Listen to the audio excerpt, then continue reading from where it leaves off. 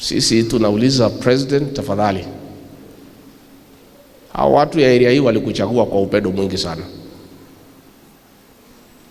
Kama wanakukataa, ujaribu kujua ni kwa nini, lakini usirudie ile moja alifanya, kutuma hicho kikundi kuja kuhangaisha watu ya Mlima Kenya.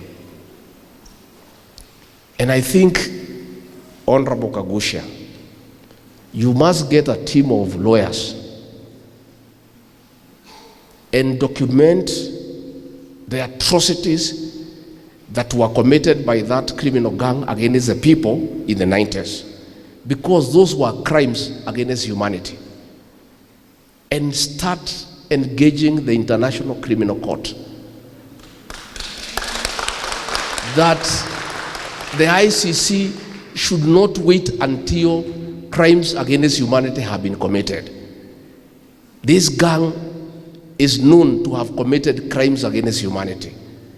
Now, with the sponsorship of government, they have come back. And for sure, they have started.